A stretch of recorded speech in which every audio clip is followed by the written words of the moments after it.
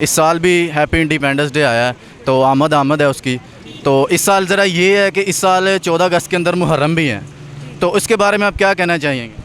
मुहर्रम अपनी जगह है ठीक, और 14 अगस्त साल में एक दफ़ा ही आती है, हमें इसको बनाना चाहिए।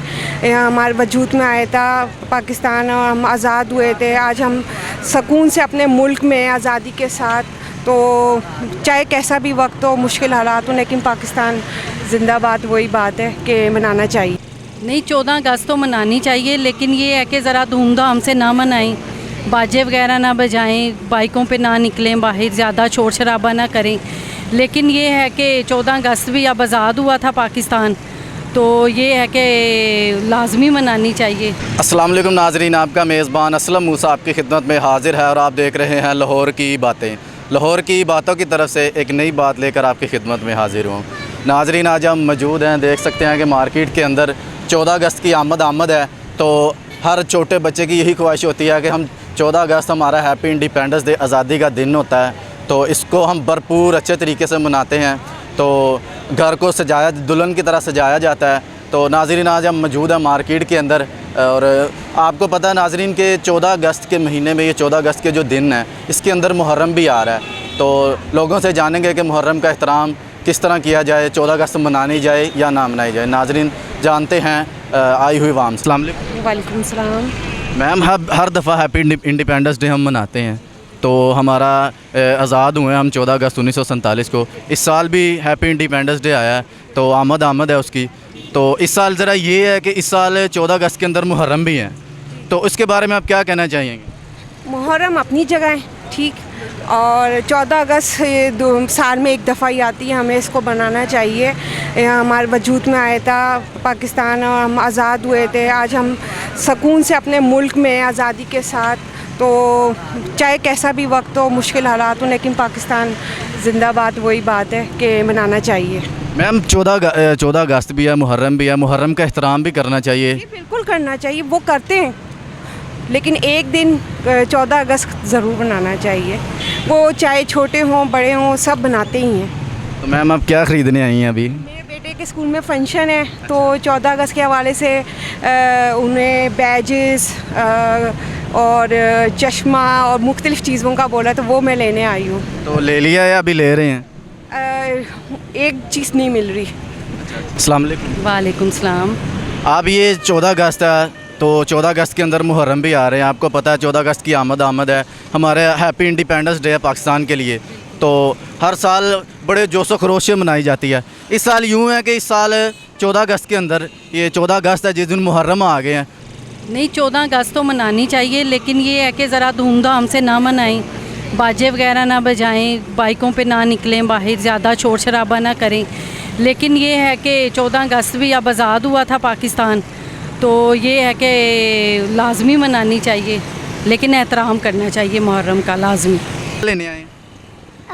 14 अगस्त के कपड़े लेने आए हैं, तो घर वगैरह सजा लिए या सजा रहे हैं आप? अभी हमने सजाना है, कपड़े ले लिया बैजेस वगैरह भी लेने हैं, झंडे वगैरह भी लेने हैं जी।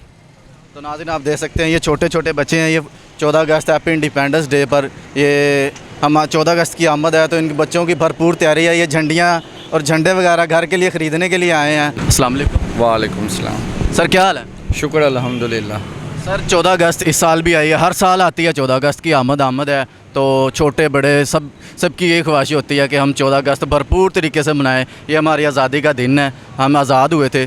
तो इस साल ज़रा ये है कि 14 अगस्त के अंदर, 14 अगस्त के महीने में, 14 अगस्त के जो दिन हैं उसके अंदर मुहर्रम आ रहा है। अब तो क्या कहना चाहते हैं, एहतराम करना चाहिए, 14 अगस्त मनानी चाहिए?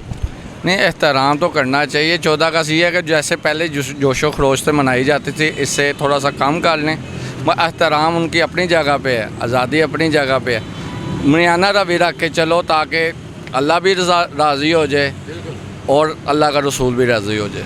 तो इस साल क्या प्राइस में ये खिलौने वगैरह, इसमें प्राइस में कितना को डिफरेंस आया पिछले साल? 50 अबव प्राइस हुए में है। यहाँ का अगर बिलफर 100 रुपये की चीज़ है ना, इस दफ़ा 200 रुपये की हमें मिली है। यहाँ का जो सेल करने वाले, जो कस्टमर परचेज़ करने वाले, उनके भी सख्त कम है, और हमारे की भी सख्त, जो हमारा मार्जिन था वो भी कम हो गया। तो कस्टमर पिछले साल से इस साल में कोई डिफरेंस नज़र आ रहा है? कस्टमर कम है ना इस साल, कितना को कम है? 50%। 50% कम है। ऐसे ही है।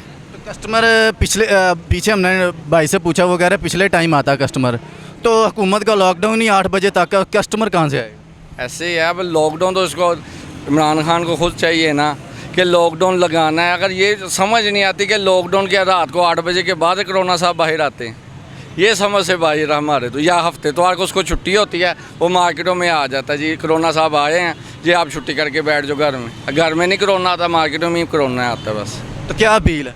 क्या मेरी यही अपील है कि हुकूमत पाकिस्तान से कि आवाम के लिए ना कुछ आसानियाँ पैदा करें ताकि हर घर में खुशहाली पैदा हो जाए। तो लॉकडाउन तो 8 बजे तक है, तो आपकी क्या अपील है कि लॉकडाउन बढ़ाया जाए, मतलब कि 8 बजे ना हो, 10 बजे 12 बजे तक किया जाए? नहीं, ये कि रूटीन में जो आम रूटीन में मार्केट खुलती है ना उस तक होना चाहिए ताकि ना हर कस्टमर ईजी से शॉपिंग कर सके। जब टाइम शॉर्ट होगा तो ऑटोमेटिकली रश बढ़ेगा, जब रश बढ़ना तो कोरोना फैलेगा नहीं। ये समझ से बाहर है कि शॉर्ट टाइमिंग में रश तो बढ़ना है, ये खुद चाहते हैं ये ताकि कोरोना बढ़े। नाज़रीन आप देख सकते हैं कि ये बड़ी अच्छी बात की है भाई ने कि अगर टाइम ही शॉर्ट होगा, रश ज़्यादा होगा तो उससे कोरोना ज़्यादा होगा। अगर आप यही 8 बजे से बढ़ाकर 12 बजे तक कर दिया जाए तो कस्टमर को पता होगा, ग्राहकों को पता होगा कि 12 बजे तक मार्केट खुली है, तो वो फिर उसी हिसाब से आएंगे, इस तरह कोरोना नहीं फैलेगा।